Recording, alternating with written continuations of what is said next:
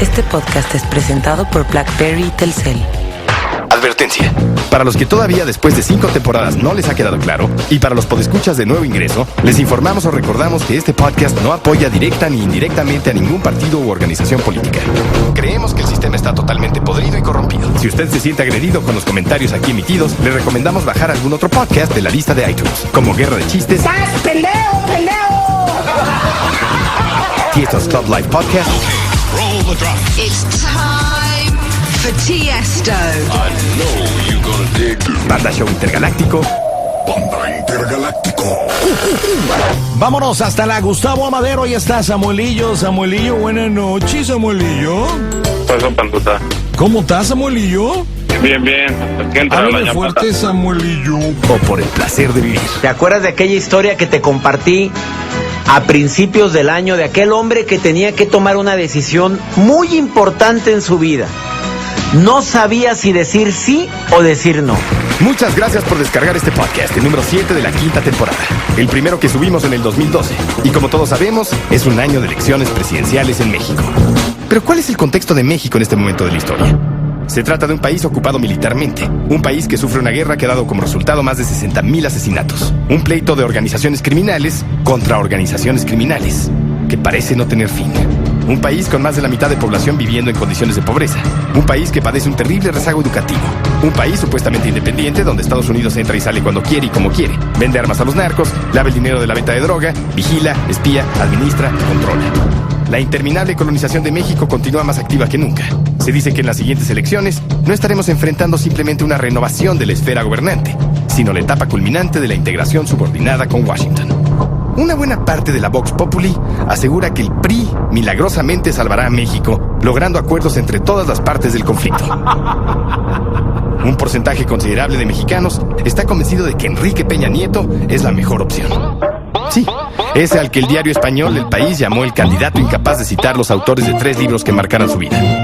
En otros tiempos, el ridículo de Peña Nieto en la Feria de Libros se hubiera ocultado y minimizado. Los grandes medios electrónicos, si acaso, hubieran hecho una mención insignificante, y el hecho se hubiera olvidado. Pero en el clímax de la era de la información, en los tiempos de Internet, se convirtió en una noticia de alcance masivo que ni siquiera los grandes medios pudieron ignorar. Que Peña Nieto, por ejemplo, aquí hubiera caído en el amnésico. Es aquel que se le olvida que es pendejo. Peña Nieto también utiliza las llamadas redes sociales para intentar limpiar su imagen y justificar su tontería, diciendo: podré no recordar el nombre de algún autor, pero lo que no se me olvida es la violencia, pobreza y desesperanza que sufre México. Bien, entremos en su juego. Si eso fuera cierto, entonces sabría que el partido en el cual milita ha sido de los grandes responsables de esa violencia, pobreza y desesperanza que ha sufrido México. Y no solo eso, también es responsable y corresponsable de la injusticia, la ignorancia, la indolencia, la holgazanería, el racismo, el clasismo, la esclavitud, el nepotismo. Claro, hay otros responsables. Por lo menos el 95% de la clase política, sin importar partido, tendencia o afiliación, la oligarquía empresarial, los medios masivos electrónicos, que nadie se lave las manos. Incluso varios medios supuestamente independientes resultan ser más fascistas e intolerantes que los masivos. Por supuesto, en este momento escuchamos a alguien decir: también los ciudadanos somos corresponsables. Todos somos parte de este desastre. Justamente eso es lo que pretenden difundir indirectamente aquellos en el poder. Que nos culpemos a nosotros mismos de sus abusos, de su explotación, de sus crímenes. Y no. Una cosa es una cosa y otra cosa es corromper, explotar, abusar, violar, matar. Y el PRI, el Partido Revolucionario Institucional, tiene maestrías y posgrados en esas disciplinas. Una trayectoria impecable. Aunque el PAN ha trabajado a marchas forzadas durante casi 12 años para alcanzarlo. Así como Peña Nieto olvida los nombres de los autores de libros que supuestamente han marcado su vida, probablemente también olvide los abusos policíacos de Atenco en 2006. Nosotros dedicamos un episodio completo, el número 26 de la primera temporada, a ese lamentable evento, por si quieren consultar. Pero tal vez lo más revelador de la esencia de Peña Nieto no fue esa combinación de arrogancia e ignorancia que mostró en la Feria del Libro, sino un comentario que apareció en el timeline de la página de Twitter de su hija, Paulina Peña. Y como bien le dice Erica Albright a Mark Zuckerberg en The Social Network, Internet no está escrito con lápiz, está escrito con tinta. Y Twitter puede parecer muy efímero, pero no podemos olvidar aquel tuit indeleble que retuiteó la hija de Peña Nieto cuando en las redes sociales ridiculizaban a su papá por su desliz. El tuit decía lo siguiente: un saludo a toda la bola de pendejos que forman parte de la prole y solo critican a quien envidian. Básicamente un tuit muy naco. Y la neta, la hija de Peña Nieto retuiteó eso sin saber que su papá es el ejemplo perfecto de un naco. Es naquisísimo. Yo tenía un amigo que se incomodaba cuando me refería a alguien como un naco. En ocasiones, mi amigo era muy estricto con las definiciones de ese tipo de términos y le costaba trabajo entender mi definición. Porque como bien lo dice Botellita de Jerez, todo lo naco es chido. Pero de acuerdo con la definición peyorativa de naco, o por lo menos mi definición, naco es un tipo engreído, presuntuoso, pedante y vacío. Un sujeto sin educación que quiere saber todo lo que tiene que saber. Una persona que se alimenta únicamente de lo material y superficial. Un subproducto de la cultura banal efímera sobreexplotada por la televisión chatarra. Naco es un clasista que se expresa peyorativamente del proletariado, de aquellos que representan la fuerza de trabajo que sostiene a la burguesía. Me pregunto si esa niña, después de borrar su tweet, consultó el origen etimológico de la palabra prole. ¿Qué significa? ¿Cuál es su origen? Prole significa en latín hijos o conjunto de hijos, un término que tiene su origen en la antigua Roma imperial. La proletari era el segmento de la población de clase más baja que al no tener recursos ni propiedades, su única aportación eran sus hijos, que servían para aumentar el número de soldados en el ejército imperial. En pocas palabras, la prole es la carne de cañón, organismos desechables para el Estado. Un naco es alguien que le dice prole despectivamente a la gente que trabaja para que pueda comprarse relojes, ropa lujosa y coches, para que pueda salir a naquear a gusto, a exhibir su naca superioridad económica. Así es, un naco es ignorante y clasista, y en países como México, el clasismo casi siempre viene acompañado del machismo, y sobre todo, del racismo. Un naco desprecia y ridiculiza a los indios, sin entender que la cultura indígena es lo más valioso de este país. En fin, ahí están a grandes rasgos algunos de los aspectos que podemos resaltar de un naco. Para extendernos en la definición completa de la naquez mexicana e internacional, tendríamos que dedicar un podcast o hasta una temporada completa a ese tema. Pero Peña Nieto no solo es naco, de hecho es el ejemplo perfecto de un fresinaco mi rey. Como esos tipos que se hacen llamar actores, pero que distan mucho de tener la capacidad histriónica para encarnar convincentemente hasta el personaje más sencillo y unidimensional. Esos que se exhiben en la televisión todo el tiempo, en telenovelas, anuncios, infomerciales, pero que en realidad son vasijas vacías, maniquís orgánicos pintados con tinta de bronceado. Yo la verdad es que ya he tomado conciencia de todo el daño que hice. O como bien lo dice Juan Villoro, Peña Nieto es un robot. Un robot mal programado. Claro, desde luego encontramos el argumento que muchos consideran válido y, como se dice coloquialmente, matador. Es que vale madre quién es el presidente. El chiste es quién lo maneje, y los que lo manejan sí saben lo que hacen. Él es solo una marioneta para obtener votos de la audiencia masiva de Televisa, fácilmente impresionable. Precarios androides moldeables, influenciables, manejables, millones de títeres entrenados por la televisión y representados por una marioneta engrandecida, una poderosa figurilla protagónica de acuerdo con el teatro guiñol mediático. Pero sus jefes van a pactar con el narco, diseñarán nuevas estrategias junto con Estados Unidos y salvarán al país del hundimiento, de la catástrofe absoluta. Como bien lo dice irónicamente el gran caricaturista Rius, Santo PRI, sálvanos del PAN. Así es, el PRI será nuestro gran salvador. El PRI regresará heroicamente a tomar control de la situación. Y por eso mismo, creo que es un momento oportuno para revisar algunos puntos clave de la historia del Partido Revolucionario Institucional. Esta será la primera de 2 partes de un podcast dedicado a la historia del PRI. Pero no la historia según la Secretaría de Educación Pública. No, esta es la historia del PRI, de acuerdo con este humilde podcast perdido en algún rincón de tu computadora o tu reproductor de MP3. Repito, esta no es la historia definitiva del PRI. Es solo una breve revisión de un partido que ha explotado y envenenado a México durante décadas y décadas y décadas y décadas y décadas y décadas y décadas y décadas y décadas y décadas y décadas y décadas y décadas y décadas y décadas y décadas y décadas. Pero ¿cómo nace el PRI? El PRI llega al poder de la misma manera que el general Porfirio Díaz, gracias a una rebelión armada. Las tropas de Díaz vencieron al ejército de Lerdo de Tejada. El 20 de noviembre de 1876, Porfirio Díaz llega a la Ciudad de México e inicia su dictadura el 28 de noviembre. El 21 de mayo de 1911, Porfirio Díaz abandona el trono de la presidencia y se lo deja a las tropas revolucionarias encabezadas por Madero. Y años después, el PRI se autoproclama abanderado de esa revolución, o mejor dicho, revuelta. ¿Pero a qué vamos con esto? Ni Díaz ni Madero llegaron al poder gracias a un movimiento democrático, y ninguna de las dos dictaduras se mantuvo en el gobierno gracias a un sistema democrático. Don Porfirio estaba convencido de que el pueblo no estaba lo suficientemente preparado para la democracia, que el gobierno tenía que operar las elecciones. La dictadura perfecta del PRI, tomando en cuenta la claridad de su gran mentor, montó una obra de teatro que tuvo cientos de representaciones, en las que para aparentar democracia participaban mini partidos de oposición, como el PPS, el PAN, el PARM, el PST, el PDM y el PSUM, o PSUM. Era una simulación de democracia en la que estos partiditos diluían a la oposición. A la mayoría se les percibía como partidos piratas, partidos semiclandestinos, mientras que el PRI era visto como el patrón, el gran partido oficial. Pero no nos adelantemos, regresemos al origen. En 1929, Plutarco Elías Calles fundó el PNR, el Partido Nacional Revolucionario, con el fin de hacerle creer al mundo, principalmente Estados Unidos, que México ya era un país democrático, y para frenar los golpes de Estado juntando a todos los generales en un mismo partido. En 1938, por iniciativa del presidente Lázaro Cárdenas, el PNR se transformó en el PRM, el Partido de la Revolución Mexicana, para incluir a otros sectores sociales hasta entonces aislados.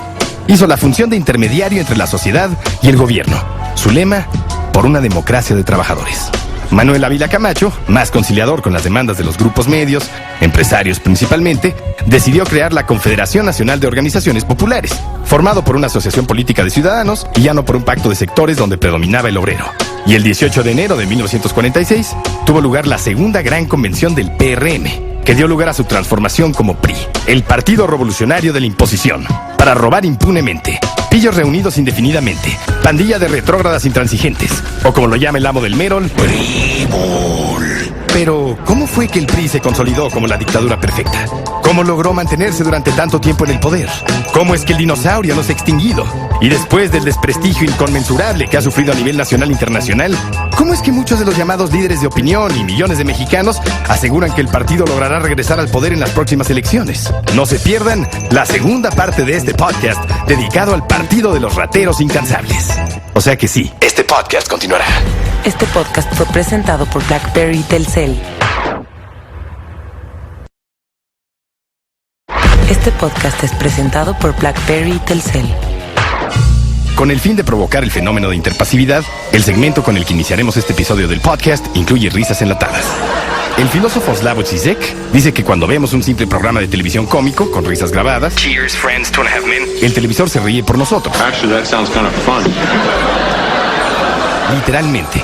No se encarga de disparar automáticamente las risas en los televidentes. No nos contagia la risa. En realidad se encarga de reaccionar en lugar de los espectadores pasivos. Y cuando el episodio concluye, experimentamos una sensación de alivio.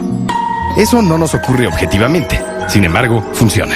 Y es por eso que a continuación tendremos que usar las llamadas risas enlatadas, para no acabar tan sacados de onda después de recordar el discurso que dio Miguel Alemán cuando rindió protesta como el primer candidato presidencial por el PRI. Se trata de una transcripción literal de un fragmento de su discurso. El Partido Revolucionario Institucional no debe ser uno más de imposición, sino un órgano de procedimientos de tal naturaleza que realice una auténtica función cívica y democrática. Así, la revolución continuará cumpliendo su deber para con el pueblo de México. Nuestro empeño mayor será pugnar en los comicios por un triunfo democrático, sin coacciones, sin engaños ni violencias, respetando el veredicto del pueblo, aunque éste nos sea adverso. En su discurso, Miguel Alemán delineó su programa de gobierno: aumentar la producción agrícola para afianzar la economía del país y al mismo tiempo llevar a cabo su industrialización para elevar así el nivel social, cultural y económico del pueblo, moralización y responsabilidad. El candidato afirmó: el buen éxito de un partido dependerá de la acción que desarrollen sus miembros, trabajando solo para el progreso de la patria y la satisfacción de las necesidades del pueblo, y no para el enriquecimiento ni para la formación de oligarquías. El ejemplo lo darán los funcionarios. El ejemplo perfecto de cómo nunca ha existido continuidad entre el discurso y la acción de gran parte de la clase política mexicana. Con Miguel Alemán de presidente, el PRI inició el saqueo oficial de México. La corrupción creció a pasos agigantados. La clase política se repartía el pastel gobernante y se rolaban gubernaturas, diputaciones, presidencias municipales. Todo esto para mantener su red interconectada de corrupción y cuidarse las espaldas. El negocio se quedaba en familia, en la familia priista. La corrupción contagió a toda la sociedad. Si el presidente y sus amigos roban, debemos seguir su ejemplo. El que no tranza, no avanza. Durante el mandato de Miguel Alemán, también inició la subordinación con Estados Unidos y su obvia dependencia. La deuda externa se incrementó a $346 millones, porque naturalmente el gasto público aumentó, o mejor dicho, las cuotas a funcionarios subieron y faltaron inversiones en áreas productivas. Como resultado, el peso fue devaluado un 90% y se cotizó a 8.65 pesos por dólar. Y además, la política de Alemán fue antiobrera y por supuesto muy represiva. Los obreros protestaban contra los llamados líderes charros, ilegítimos y corruptos. ¿Y eso es todo? No. Miguel Alemán fue cofundador de ni más ni menos que Telesistema Mexicano, lo que hoy conocemos como Televisa. Miguel Alemán eligió a Adolfo Ruiz Cortines para que lo relevara y le cuidara las espaldas. ¿Pero cómo? ¿Ganó las elecciones? Sí, claro, un mes antes de que se llevaran a cabo. Pero el dedazo no fue muy atinado. Curiosamente, Ruiz Cortines trató de ser honesto, combatió la corrupción y manejó inteligentemente a los sindicatos. Pero al final de su sexenio le salió lo priista y reprimió a telegrafistas, maestros, ferrocarrileros y petroleros. El siguiente heredero del trono fue su tocayo Adolfo López Mateos. Y este no salió medio comunista. Llegó a declarar que su gobierno era de extrema izquierda. Y por obvias razones, Estados Unidos y la clase empresarial no estaban muy cómodos con López Mateos. En ese momento, México mantenía buenas relaciones con la Unión Soviética y Cuba. López Mateos fundó el ISSSTE, nacionalizó la Compañía de Luz y también combatió la corrupción, empezando por el ejemplo. ¿Todo fue positivo? No. Continuó la represión contra los ferrocarrileros. Se cometieron asesinatos políticos, encarceló a Filomeno Matahijo. ¿Pero eso es todo? No estuvo tan mal, ¿no? Buena onda ese presidente. ¿Tú crees? ¿Sabes a quién eligió como sucesor? A ni más ni menos que Gustavo Díaz Ordaz. Acomplejado, intransigente, cerrado, autoritario, incapaz de tolerar opiniones adversas y, como se dice vulgarmente, si me permite la expresión, feo como la chingada. Eso es lo de menos, ¿no? Peña Nieto es guapo, mi rey y todo ese pedo. Pero Gustavo Díaz Ordaz era horrible por dentro y por fuera. ¿Y quién lo apoyaba? Fidel Velázquez, Miguel Alemán, Estados Unidos, la clase empresarial. Para ese punto de la historia, los presidentes eran figuras intocables, íconos glorificados, dioses encarnados en burócratas corruptos y asesinos. Estoy totalmente tranquilo con mi conciencia. Estoy totalmente tranquilo conmigo mismo.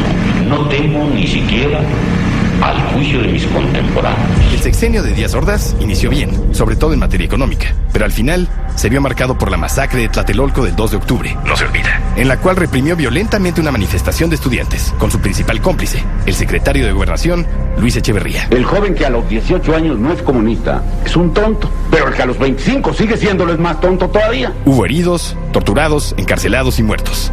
Nadie salió en defensa de los estudiantes. Para mí México es México antes y después de Tlatelolco. Ese es un incidente penoso en la vida de un pueblo. ¿Y Televisa qué dijo? Obviamente nada. Sabludovsky, chitón. Díaz Ordaz será recordado como un asesino fanático anticomunista. Quisiera yo no ser anti de nada, sino en pro de muchas cosas.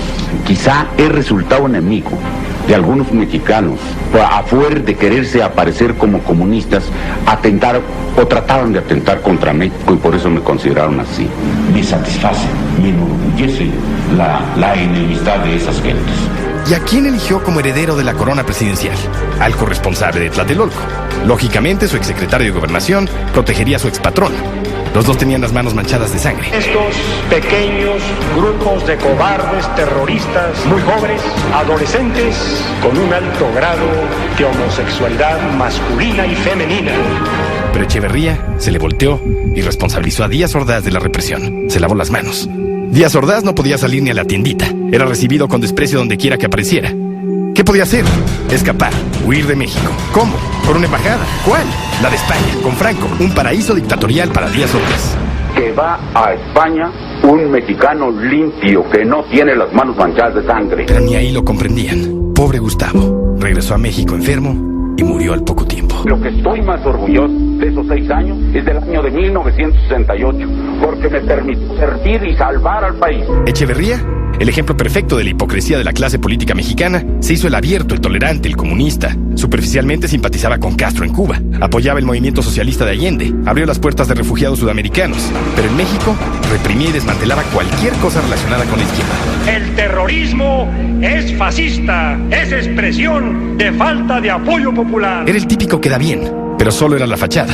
Bajo el lema arriba y adelante, compró intelectuales para avalar su ineficiente presidencia, se robó todo lo que pudo y protagonizó la guerra sucia, asesinando cientos de jóvenes y campesinos. El colmo del autoritarismo esquizofrénico de la dictadura perfecta. Cuando concluyó su sexenio, dejó el poder simbólicamente y su dedo índice eligió a López Portillo, también conocido por el pueblo como López Porpillo. Echeverría entregó un país polarizado y destrozado. ¿Qué proponía López Portillo? Un proyecto de gobierno que se dividía en 3 partes: 2 años de recuperación, 2 de consolidación y 2 de crecimiento acelerado. Desde luego un proyecto dedicado a su propio y cínico enriquecimiento. Me comprometo a buscar el concierto entre el cambio dialéctico y la constancia revolucionaria. Al principio López Portillo ahorró lana, pero todo cambió después de la guerra del Yom Kippur.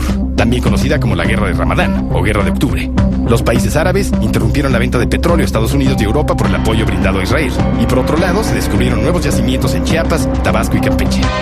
México se convirtió en el primer exportador de crudo. El Producto Interno Bruto se elevó a un 8% anual y la tasa de desempleo se redujo en un 50%. López Portillo declaró: México, país de contrastes, ha estado acostumbrado a administrar carencias y crisis. Ahora, con el petróleo en el otro extremo, tenemos que acostumbrarnos a administrar la abundancia. A partir de ese momento, López Portillo se emborrachó de poder y se enfermó de egocentrismo, gritando a los cuatro vientos: soy la última oportunidad de la revolución. Los países pueden dividirse entre los que tienen y no tienen petróleo. Nosotros lo tenemos. José Guillermo Abel López Portillo y Pacheco fue un loco, cínico, vanidoso, ridículamente excéntrico y despilfarrador. El influyentismo y el nepotismo eran el pan de cada día de su gobierno. En su viaje de poder, decidió invitar al Papa a Los Pinos para que su santidad celebrara una misa especial para su madre. Ante las críticas, López Portillo respondió que pagaría de su bolsillo, lleno de lana del pueblo, las sanciones administrativas previstas por violentar la laicidad de un espacio oficial. Pensemos en grande para ser grandes. Seremos grandes. Su esposa, una mujer arrogante con desplantes que caían en lo obsceno, tal para cual, se apoderó de la política cultural del gobierno, sin absolutamente nada de experiencia. Y entre sus absurdas arbitrariedades, ordenó que se integrara una orquesta especial, la Filarmónica de la Ciudad de México, para dar a conocer su gran talento como pianista, con temas del grupo Mocedades. Y como a su hija Paulina también le gustaba eso de la artisteada mano, debutó como baladista juvenil. Escuchemos un fragmento del tema titulado Desilusión, a cargo de Paulina López Portillo. ¿Cuántas veces creí en tus besos? ¿Cuántas veces creí en tu amor? ¿Cuántas veces creí en tu mirada?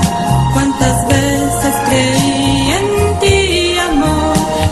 Paulina obtuvo todo el apoyo de la infraestructura gubernamental y mediática. Todo lo necesario para alcanzar el éxito. Tal vez pueda ser feliz a ratos, pero cuando los velos del último instante te toquen, desesperado pronunciarás el nombre y fuera de tiempo expirarás. Perdón. No olvidemos que Luis Miguel inició su carrera en la boda de la hija de López Portillo, promovido por el Negro Durazo, otro producto del compadrazgo de ese sexenio. Sí, probablemente lo más indignante de todo el López Portillato fue precisamente su nepotismo. Su hijo, a quien cínicamente llamaba el orgullo de su nepotismo, fue subsecretario de Estado. Su hermana Alicia, asistente del presidente. Su primo Guillermo, presidente del Instituto Nacional del Deporte. Su hermana Margarita, titular de la Dirección General de Radio, Televisión y Cinematografía, etapa en la que por supuesto el cine mexicano se arrastraba moribundo por la pantalla grande. El daño que provocó Margarita López Portillo al cine mexicano se sigue pagando hasta nuestros días. Y su amante, o mejor dicho, la más notable de todas las amantes de López Portillo, Rosa Luz Alegría, fue nombrada secretaria de Turismo. Y Arturo Durazo, un viejo amigo y vecino de López Portillo, un brother de su barrio, fue nombrado ni más ni menos que director del Departamento de la Policía y Tránsito del Distrito Federal. Sin pasar por el ejército, se le nombró general de división y fue condecorado con el doctorado honoris causa del Tribunal Superior de Justicia del Distrito Federal, sin haber estudiado Derecho ni nada. El Negro Durazo es un símbolo histórico del compadrazgo y la corrupción en México, y dejó una huella indeleble en el historial de seguridad mexicano que seguimos padeciendo hasta el día de hoy. López Portillo creó nuevas secretarías de Estado y una gran cantidad de organismos inútiles, incrementando la burocracia y comprando o participando en más de 500 empresas. El nivel de corrupción durante el gobierno de ese presidente llevó a cero los excedentes del petróleo, calculados en 100,000 millones entre 1978 y 1981. Tenemos que acostumbrarnos a administrar la abundancia. Y elevó la deuda externa. Debemos transformar nuestro petróleo en la moneda que nos permita vivir sin deudas por primera vez en nuestra historia moderna. Podríamos seguir durante horas hablando de los excesos de López Portillo, para reír y llorar simultáneamente. Un placer adquirido, pero no hay tiempo. Y todavía faltan varios capítulos de la corrupta historia del PRI. Por lo pronto, podemos concluir con la tardía devaluación del peso. Jolopo decía: presidente que devalúa, se devalúa. Y juró defender al peso como un perro frente al ataque de los enemigos de la patria. Afirmemos y reafirmemos el derecho a tomar nuestras decisiones en materia monetaria. Pero en febrero de 1982, la Secretaría de Hacienda no pudo detener la devaluación que llegó a sobrepasar los 100 pesos por cada dólar. En su último informe de gobierno, enfrentó a la ciudadanía para anunciarle el caos, culpando a los banqueros y a los llamados sacadólares. Se deslindó del hundimiento financiero del país, declarando: soy responsable del timón, pero no de la tormenta. Y como un niño caprichoso, arrogante y loquito, automáticamente nacionalizó la banca, argumentando: ya nos saquearon, México no se ha acabado, no nos volverán a saquear. Y después de recordar a los pobres, a quienes en su primer mensaje como presidente había pedido perdón, José López Portillo lloró frente a millones de mexicanos. Su frustración llegó a tal grado que impulsivamente golpeó la tribuna principal del Palacio Legislativo de San Lázaro, aceptando responsabilidad personal. Decir la verdad, la mía, es mi obligación, pero también mi derecho. Su pésima actuación de telenovela solo hizo encabronar más al pueblo mexicano. Y entonces, la siguiente cara del dictador sería la de Miguel de la Madrid Hurtado. Por lo menos López Portillo tenía cierto carisma, era un personaje. Miguel de la Madrid daba toda la hueva del mundo. Y para ese punto, México ya era operado por el Fondo Monetario Internacional. Con Miguel de la Madrid, inicia oficialmente el neoliberalismo en México. Listo para vender al país a precios de remate. Las clases política y empresarial estaban felices. Era su momento. ¡Negociazo! Y el pueblo mexicano seguía pagando literalmente las consecuencias de 12 años de corrupción, saqueo, descaro, despilfarre, nepotismo, cinismo. ¿Y la inflación? ¡En las nubes! Al final del sexenio gris, el de Miguel de la Madrid, en 1988, había que elegir un nuevo personaje para representar a la dictadura. Pero esta vez, el FMI se encargó de seleccionar al sustituto. El día de ayer, el Partido Revolucionario Institucional lo nombró precandidato a la presidencia de la República. ¿Cuál fue su reacción? Ha sido, Jacobo, el día más importante de mi vida. Carlos Salinas de Gortari. A finales de los 80, la oposición tenía mucho más fuerza. El hijo de Lázaro Cárdenas, Cuauhtémoc Cárdenas, era un candidato de oposición fuerte. El Frente Cardenista iba con todo para ganar. ¿Quién ganó realmente las elecciones de 1988? Nunca lo sabremos. Gobernación se encargó de tirar el sistema. Con todo y el fraude, Salinas, a diferencia de otros presidentes, manejó una extraordinaria estrategia de comunicación, la cual no dependía tanto de la censura, sino de la autocensura. Utilizó otros métodos de autoritarismo. Compró medios e intelectuales para validar su presidencia y su proyecto. Y logró venderle al pueblo que era el salvador de México. Que en poco tiempo, nuestro país sería primermundista. ¡Que viva México y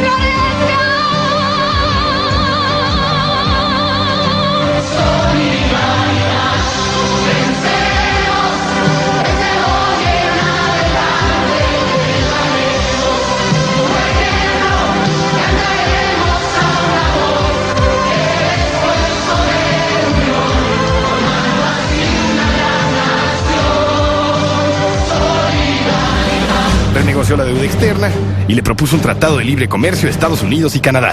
México era ahora un país ganador. Ya íbamos a estar al nivel de los gabachos. Ya éramos oficialmente parte de Norteamérica. ¡Norteamericanos! Y sí, gran parte de la población de México cayó en la trampa. Pero desde el 1 de enero de 1994... Hoy hacemos ya realidad la nueva grandeza mexicana. Justo con la entrada en vigor del TLC, se le empezó a caer el teatrito. ¿Cómo va a venir a mí a decirme un indígena que ni siquiera sabe hablar español que el proyecto de mi sexenio no lo tomó en cuenta, más que para hacerle un ataúd en el mejor de los casos, o ni siquiera eso? En Chiapas, el Ejército Zapatista de Liberación Nacional, EZLN, un movimiento predominantemente indígena, le declara la guerra al gobierno federal. ¿Pero qué quería el movimiento guerrillero? Techo, tierra, trabajo, paz, salud, educación, independencia, democracia, libertad. Esas fueron sus demandas durante 500 años de explotación, marginación y desprecio. Y a partir de ese momento, las demandas se convirtieron en exigencias. Entonces nosotros lo que estamos pidiendo es que se revise el Tratado de Libre Comercio. Profesionales de la violencia asestaron un doloroso golpe al corazón de todos los mexicanos. Unos meses después, el sucesor de Salinas, Luis Donaldo Colosio Murrieta, es asesinado en Lomas Taurinas, Tijuana. Y luego matan a Francisco Ruiz Massieu, exsecretario del PRI y cuñado de Salinas. Para el pueblo de México, la esperanza tecnócrata neoliberal encarnada en un personaje se desplomó. Salinas fue y es uno de los presidentes más desprestigiados de la historia reciente de Latinoamérica. Permitió el enriquecimiento ilícito de su familia, vendió casi todas las empresas estatales, fue acusado de vincularse con organizaciones criminales, y al final de su sexenio, entre el incremento de la violencia y el narcotráfico, el levantamiento zapatista, el desequilibrio en las esferas de poder y los magnicidios, México tenía mucho miedo. Era un clima perfecto para que la campaña del siguiente candidato priista, Ernesto Zedillo, fuera efectiva. Ernesto Zedillo, bienestar para tu familia. Vota por la paz en México. Salinas no simpatizaba con Zedillo, pero ya no tenía mucha influencia. El FMI, apoyado por los medios, tenía un poder de decisión mucho más profundo en el sistema mexicano. Zedillo ganó sin ningún problema y prácticamente gobernó sin el PRI. Y no tuvo injerencia en la designación del siguiente candidato priista, La Bastida, un pepino. Cedillo quería pasar a la historia como el democratizador de México. Y hasta la fecha, los medios masivos y los intelectuales comprados insisten en que Cedillo fue lo máximo. Sacó adelante al país de la crisis causada por el error de diciembre, en la cual desde luego él no tuvo nada que ver. Y llevó a México a la democracia, a la alternancia. Y por cierto, no tuvo nada que ver tampoco con la masacre de Acteal. Todo padrísimo con Cedillo, tipazo. ¡Viva México!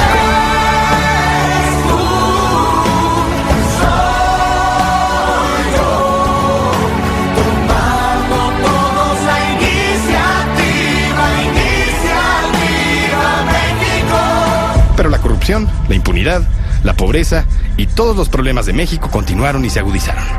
El agonizante dinosaurio priista ya no daba para más. Y el 2 de julio del 2000, después de 71 años o 75, como quieran, finalmente ganó un partido de oposición la presidencia de la República. Vicente Fox Quesada, el candidato del PAN, ganó las elecciones legítimamente. Y México se convirtió en un país democrático. ¡Qué padre! ¡Ya ganamos! ¡Felicidades a todos!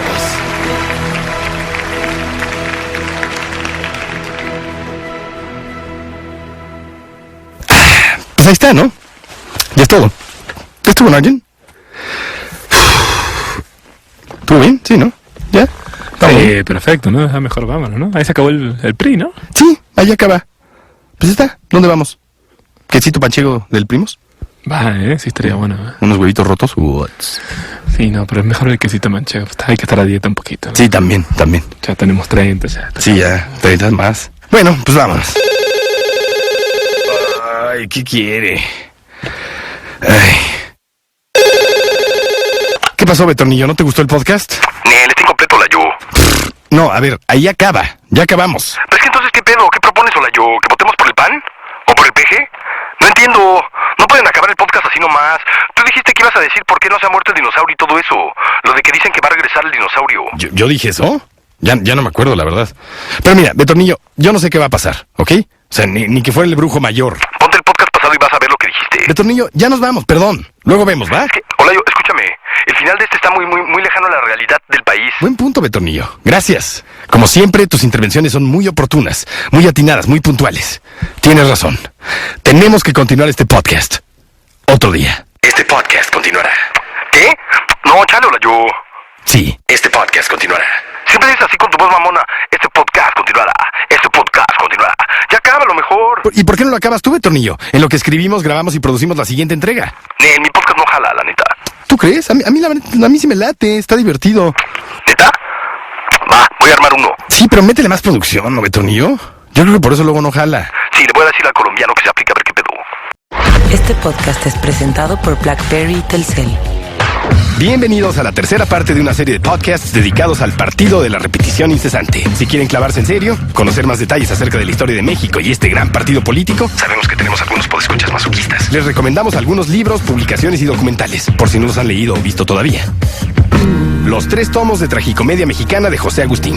Ascenso y caída del partido hegemónico de Víctor Manuel Muñoz Patraca. Salinas y su imperio, desde una cierta mirada, de Julio Scherer. Raúl Salinas de Gortari, El abuso de poder, de José Luis Trueba Lara. La presidencia imperial, de Enrique Krause. Historia del PRI, 1946-2006, de León Felipe Gálvez. Ejemplares de los 70, 80 y 90 de revistas como Nexos y Proceso y la legendaria Chamuco. Todos los libros de historia de México del gran Eduardo del Río, mejor conocido como Ríos, y una buena parte de la filmografía del canal 6 de Julio. En fin, hay mucho material. Como dicen, hay mucha tela de dónde cortar. Un par de libros que recomendamos se escribieron desde la perspectiva del poder, pero aún así sirven para darse una idea de cómo ha operado la maquinaria priista a lo largo de la historia. Bueno, nos quedamos en que... ¿En qué nos quedamos? Ah, sí. Vicente Fox Quesada, el expresidente de Coca-Cola en Latinoamérica y exgobernador de Guanajuato, ganó legítimamente las elecciones del año 2000. Y coincidiendo con el fin del milenio, México entró en una nueva etapa. El fin de la dictadura perfecta y la llegada triunfal de la democracia. Sin duda, para hablar de Fox, tenemos que retroceder un poco, regresarnos al sexenio de Ernesto Zedillo Ponce de León. Pero antes, escuchemos la voz del maestro Andrés Contreras para entrar en calor.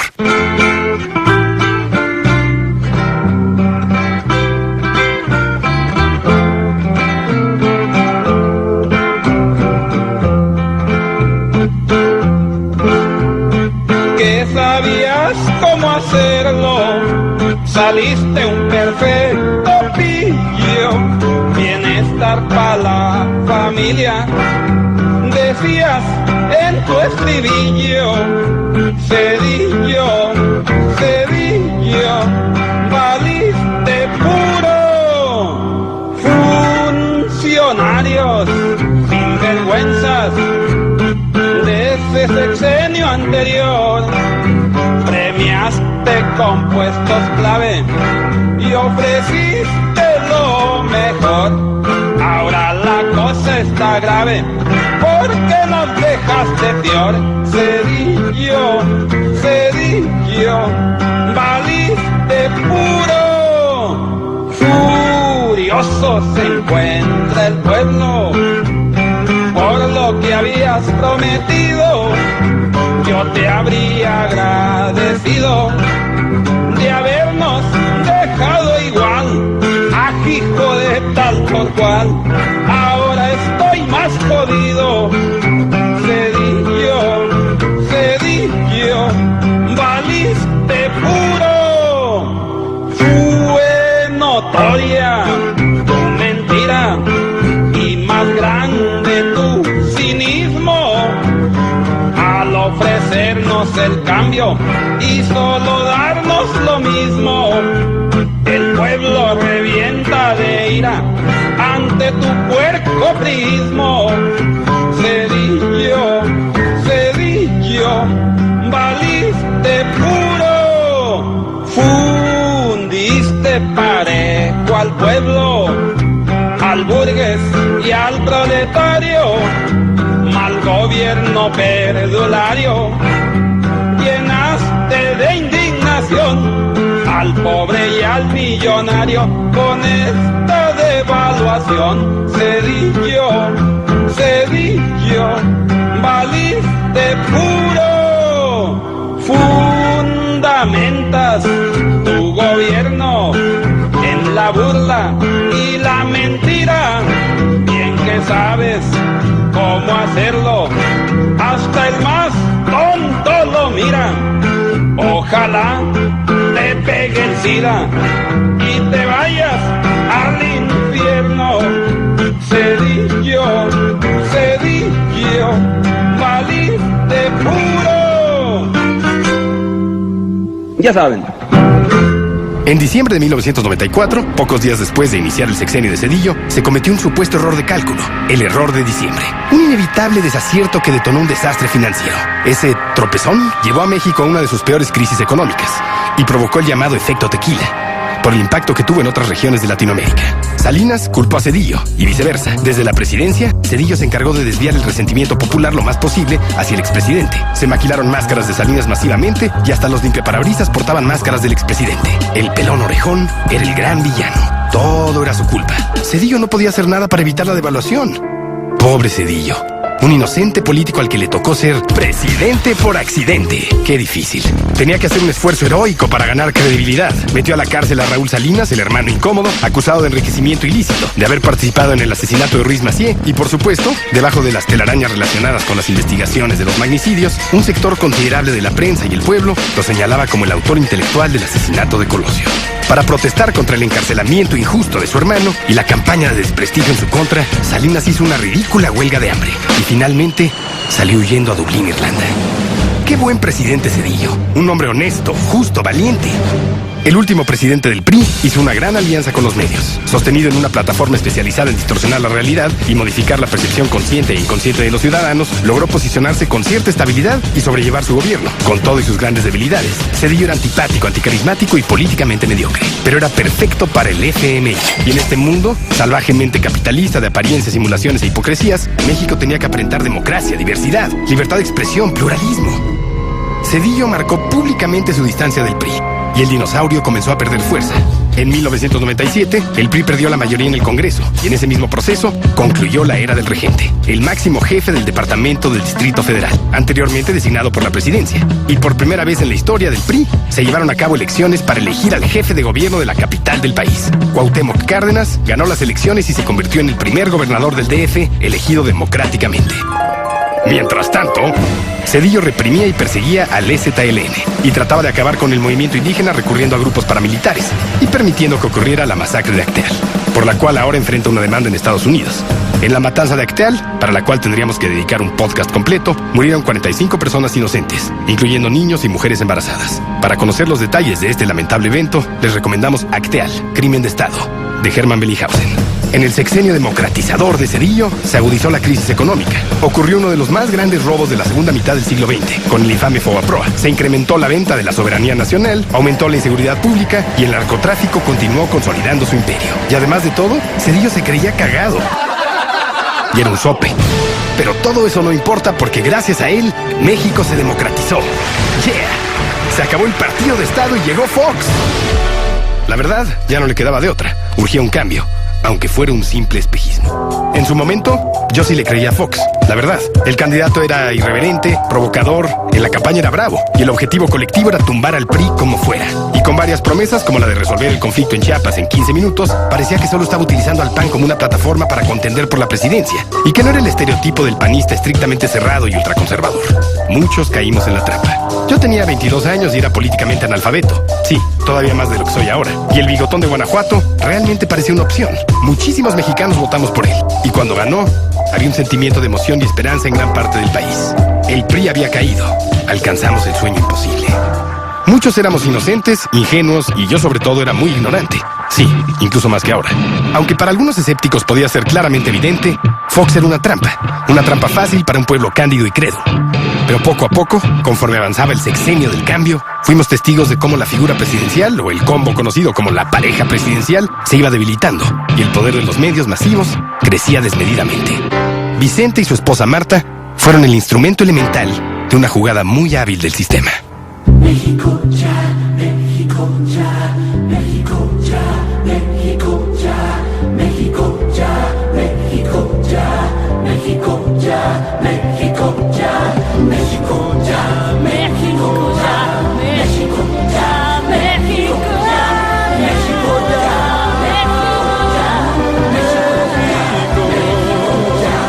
México ya, México ya, México ya, México ya, México, México, México ya. Sí, Fox resultó ser muy perjudicial. El cambio fue un fraude. El primer presidente del PAN fue una de las más grandes decepciones que ha sufrido México. Pero gran parte de lo que vivimos ahora sigue siendo consecuencia del legado priista. Entonces, ¿cómo es posible que el PRI tenga posibilidades de regresar al poder? Con todos los antecedentes que hemos escuchado parece broma. El pueblo no va a permitir que eso ocurra. 1. ¿Cuándo ha decidido el pueblo conscientemente el futuro de México? 2. El PRI nunca se ha ido. Ha perdido la presidencia, pero se ha fortalecido en muchos estados de la República. 3. Son expertos en fraudes electorales. Nadie sabe mejor que el PRI cómo funciona la compra de votos, el chantaje electoral, la formación de grupos de choque, los agujeros y las ambigüedades en las leyes electorales, el robo de urnas, la falsificación de credenciales de elector, etc. 4. Tienen mucha lana. Lana de diferentes arcas, incluyendo las jugosas lavanderías narcobancarias. Son viejos lobos de mar. Ya han ido actualizando y perfeccionando sus estrategias. Así es. El PRI es como el amo del Merol. Nunca se ha ido y todo este tiempo ha estado muy ocupado. Grandes monstruos, como el más identificable, Salinas de Gortari, nunca se fueron. Y por el contrario, tienen tentáculos en varios puntos clave de las estructuras de poder. Y este año, con el apoyo de los grandes medios masivos, están más unidos que nunca. El Grupo Atlacomulco, el Bester Gordillo, el Partido Verde y muchos entes oscuros más forman una megalianza prácticamente invencible. Y como ocurrió en 1994, México tiene mucho miedo. Mucho más que en ese crítico año. Los medios lo han explotado y capitalizado durante todo el último sexenio. En 2005, Peña Nieto firmó un contrato con Televisa por 742 millones para promover su imagen. ¿Cuánto más ha pagado el PRI desde entonces? Televisa ha ganado más de 2,000 millones de pesos únicamente de propaganda oficial. Las cifras o favores por todo lo demás se desconocen con exactitud. ¿Quién le paga a quién? ¿Quién gobierna a quién? La democracia es un gran negocio. Yo no creo en la simulación de democracia que hemos experimentado en México. Pero si entramos en el juego, ya sabemos que votar por el PRI o por el PAN es algo muy parecido. Es el PRIAN. El PAN nunca pudo gobernar sin el PRI. Y no es necesario ahondar en los detalles del catastrófico sexenio de Calderón y su guerra contra el narco. ¿Y entonces qué hacemos? ¿El PRD es una opción real? El PRD. El Partido de la Revolución Democrática. PRD. Conocido también como el producto de la revolución demagógica. Para muchos, definitivamente es una opción. López Obrador lleva varios años recorriendo el país y haciendo trabajo de base. Pero no podemos olvidar que el PRD es un subproducto del PRI. Del PRI salieron periodistas como Camacho Solís, Marcelo Ebrard y, desde luego, López Obrador. Todos educados en la escuela priista. Por ejemplo, uno de los políticos más cercanos al PG, actualmente diputado del Partido del Trabajo, Porfirio Muñoz Ledo, llegó a ser presidente nacional del PRI. Pero no importa. Dicen que es de sabios cambiar de opinión y de partido, o fundar uno nuevo. Negociazo. Ahora, si le damos el beneficio de la duda a López Obrador, con todo y su discurso semiamnésico y hasta cierto punto esquizofrénico, que no se interpreta literalmente, hablo de su discurso, no de su salud mental. Entendiendo que debe estar rodeado de gente con experiencia y suponiendo que realmente es un hombre bien intencionado, una vez que llega al poder, recibirá su reality check. Cheque la realidad. Y el pueblo mexicano que haya votado por él también recibirá su cheque de realidad. Al parecer, López Obrador, más que ser un peligro para México, como se manejó en la estrategia de desprestigio en su contra a través de los medios, es un peligro para él mismo. PG contra PG. ¿Y realmente tiene posibilidades de ganar el autoproclamado presidente legítimo? Algunos dicen que sí, otros dicen que no. Pero encontrar soluciones para resolver los complejos problemas del país no depende de un individuo. Como lo hemos repetido una y otra vez en este podcast, no importa quién gane, nosotros perdemos. El sistema está podrido, el sistema está corrompido. El país padece una enfermedad crónica y no se puede curar automáticamente con la llegada de un mesías tabasqueño, chilango, gringo o extraterrestre. Se requiere una transformación profunda, una mutación cultural, económica, psicológica, moral y espiritual. ¿Como la República Amorosa? Escuche el podcast número 3 de la 5ª temporada para conocer detalles acerca de la República del Amor. Y además, la última palabra la tienen las estructuras de poder estadounidenses. No permitirían nada que afecte a sus intereses. Para empezar, Estados Unidos es el principal socio comercial de México y somos su vecino subdesarrollado más cercano desde el punto de vista geográfico. Nada se puede salir de control en nuestro querido rancho si las estructuras de poder estadounidenses no lo permiten. Y si lo hacen, es para beneficiarse económica, política y militarmente. Y ahora escucho el reclamo. Siempre dices lo mismo. Siempre dices lo mismo. Puras cosas que ya sabemos. Lo llevas diciendo años. Sí.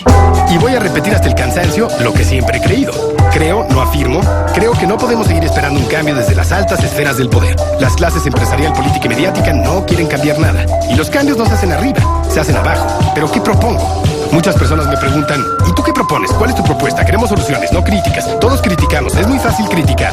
Y quedarse callado, más fácil todavía, ¿no? Y sobre todo, muy cómodo. Yo no soy absolutamente nadie para proponer nada. Ni siquiera tendría por qué hablar de esto. ¿Para qué? Yo ni siquiera acabé la preparatoria. No soy una persona con formación académica. Soy un ciudadano común, demasiado común, que de acuerdo con la corriente principal de pensamiento promovida por el sistema establecido, debería estar trabajando en un videoclub al borde de la quiebra. Por fortuna, hay gente que descarga este podcast. Gracias.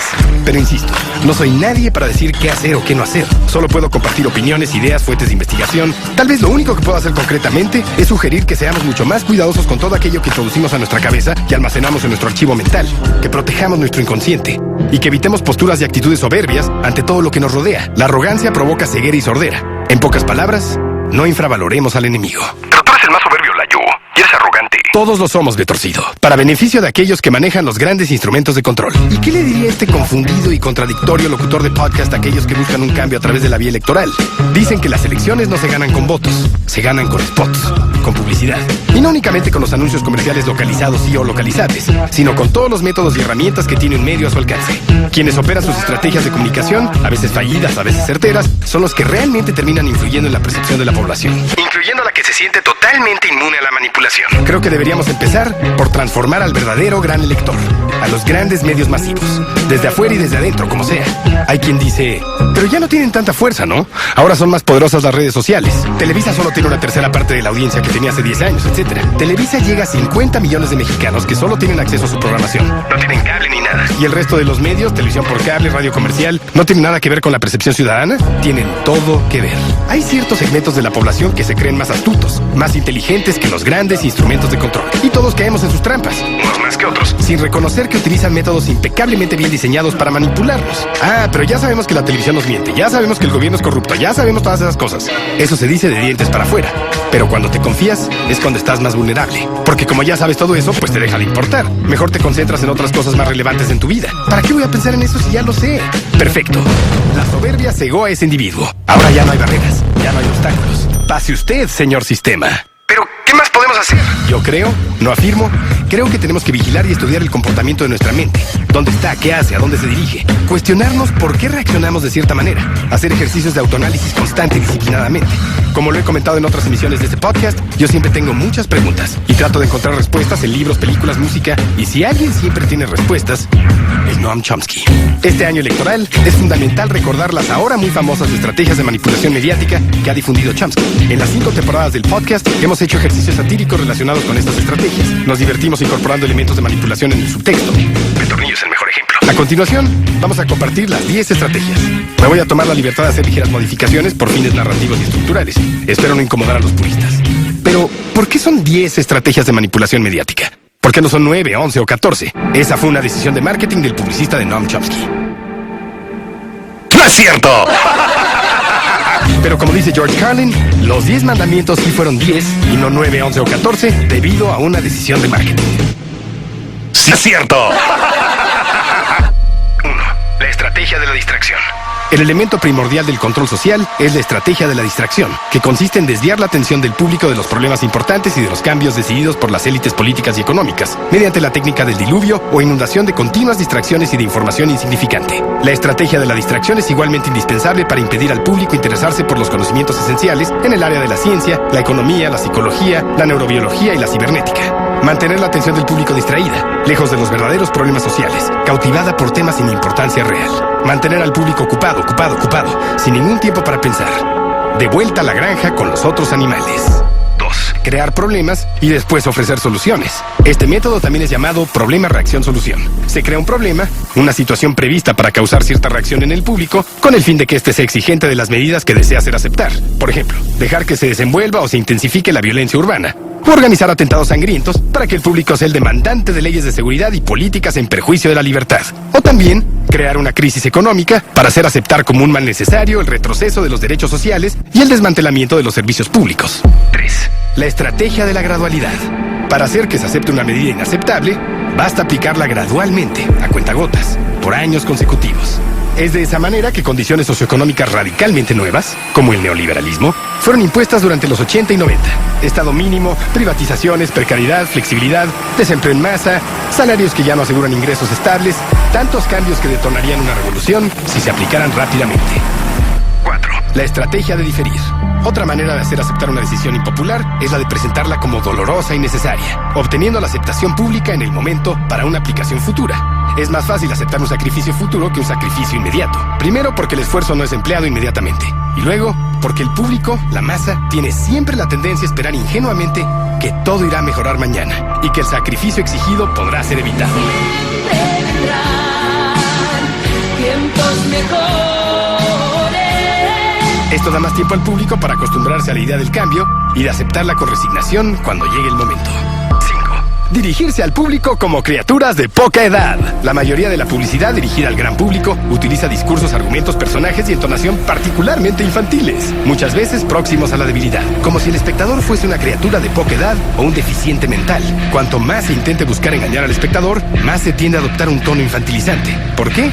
Si uno se dirige a una persona como si ella tuviese la edad de 12 años o menos, entonces, en razón de la sugestionabilidad, ella tenderá con cierta probabilidad a una respuesta o reacción también desprovista de un sentido crítico, como la de una persona de 12 años o menos. Los medios nos quieren tratar como malitos para que reaccionemos como malitos, haciéndonos creer que no estamos malitos cuando nos han convertido en malitos. 6. Utilizar el aspecto emocional mucho más que la reflexión. Hacer uso del aspecto emocional es una técnica clásica para causar un cortocircuito en el análisis racional y finalmente al sentido crítico de los individuos. Por otra parte, la utilización del registro emocional permite abrir la puerta de acceso al inconsciente para implantar o injertar ideas, deseos, miedos y temores, compulsiones o inducir comportamientos específicos. Mantener al público en la ignorancia y la mediocridad. Hacer que el público sea incapaz de comprender las tecnologías y los métodos utilizados para su control y su esclavitud. La calidad de la educación impartida a las clases sociales inferiores debe ser la más pobre y mediocre posible, de forma que la distancia de la ignorancia entre las clases inferiores y las clases superiores sea muy amplia, que sea imposible para los segmentos marginados y explotados alcanzar a las clases privilegiadas. 8. Reforzar la autoculpabilidad. Hacer creer al individuo que él es el único culpable de su desgracia. Su crítica situación se debe a la insuficiencia de su inteligencia, de sus capacidades o de sus esfuerzos. Así, en lugar de rebelarse contra el sistema económico, el individuo se autodesvalida y se culpa, lo que genera un estado depresivo, y uno de sus efectos es la inhibición de su acción, y sin acción no hay revolución. 9. conocer a los individuos mejor de lo que ellos mismos se conocen. En el transcurso de los últimos 50 años, los avances acelerados de la ciencia han generado una creciente brecha entre los conocimientos del público y aquellos poseídos y utilizados por las élites dominantes. Gracias a la biología, la neurobiología y la psicología aplicada, el sistema ha disfrutado de un conocimiento muy avanzado del ser humano desde el punto de vista físico y psicológico. El sistema ha conseguido conocer mejor al individuo común de lo que él se conoce a sí mismo. Esto significa que en la mayoría de los casos, el sistema ejerce un control mayor y un gran poder sobre los individuos. Mayor que el de los individuos sobre sí mismos. Mucho mayor. Y llegamos a la número 10. Mi favorita. Estimular al público a ser complaciente con la mediocridad. Básicamente, promover al público a creer que es moda el hecho de ser estúpido, vulgar e inculto. No, amiguito. No está padre ser pendejo. No es cool, ni hip, ni nada. Es ser pendejo. Punto. Suena ojete, yo sé. No quiero sonar a Ferriz de Con, disculpen. Eres un pendejo. Pero bueno, regresemos al punto. ¿Cuál era? Ah, sí. Las elecciones presidenciales. Votar, no votar, anular tu voto, unirse a protestas colectivas, participar en movimientos de resistencia en redes sociales, analizar meticulosamente el bombardeo de información mediático. Este podcast fue presentado por BlackBerry y Telcel.